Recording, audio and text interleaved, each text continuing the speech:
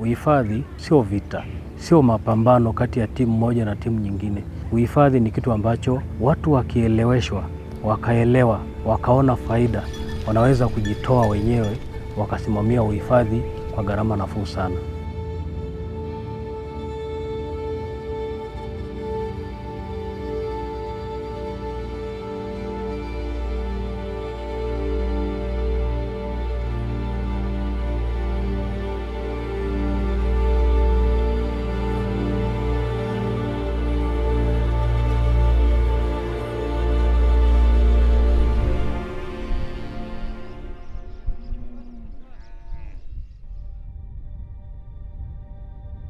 Mimi kwa majina naitwa Supuko Lekao, ni meneja wa Makame WMA.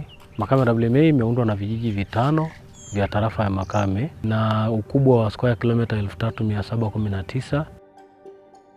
Mimi nilichaguliwa na jamii ya Makame kama mweka hazina na baadaye nikaja kwenda chuo kusomea masomo yangu ya uchumi wa maendeleo, chuo cha mipango Dodoma.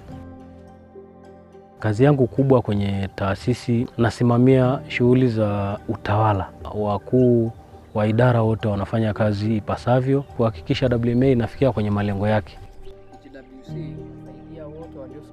Makame WMA inafanya biashara ya hewa ya ukaa ambayo ni biashara inayotokana na utunzaji wa misitu. Miti inanyonya hewa chafu, hewa gesi ambayo inazalishwa kwa kupitia shughuli mbalimbali za kibinadamu kama viwanda, uchomaji wa petroli, uchomaji wa mapori. Uwepo wa pori hili linasaidia kupunguza hewa chafu, gesi ya carbon ambayo iko kwenye anga. Biashara hiyo inatusaidia sisi kulinda mazingira. Soko la dunia limetambua kazi tunayofanya, na ukweli ni kwamba shughuli hii ina faida kwetu kama jamii, nchi kwa ujumla kupitia ulipaji wa kodi.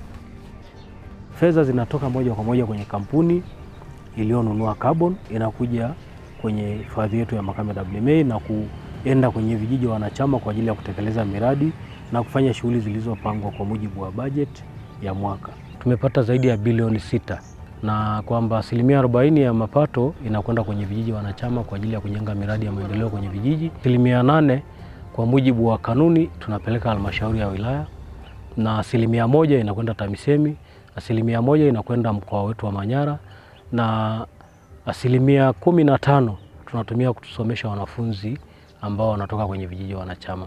Makame WMA tangu imeanza kupata haya mapato imelipa zaidi ya milioni 400 kama mapato ya kodi kwa serikali yetu.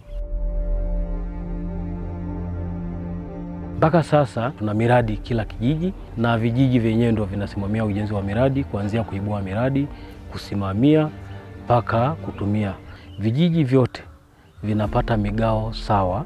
Kuna miradi kwenye sekta ya afya, kuna baadhi ya vijiji wamejenga majengo ya OPD, lakini wengine wamejenga majengo ya utawala. Vijiji vingine vimejenga vyumba vya madarasa, wamepata bweni zuri na leo wanalala vizuri wanafunzi wachache. Imani yangu ni kwamba hata kimasomo wanaweza kusoma vizuri kwa sababu sasa wanalala sehemu nzuri.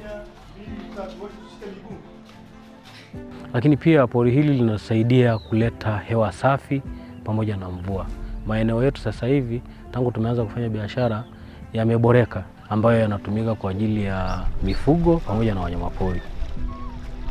Faida tunazotoa kwenye jamii, tunatumia timu ndogo sana ya doria kulinda eneo kubwa.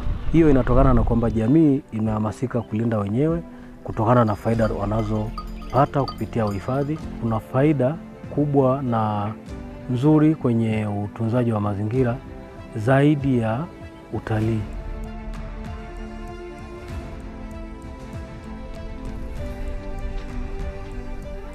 Najisikia vizuri kwa sababu moja kubwa. Kwanza nafanya kazi nyumbani, lakini nafanya kazi ya ulinzi wa ardhi, misitu na maliasili ya kwetu kwa faida ya jamii ya kwangu.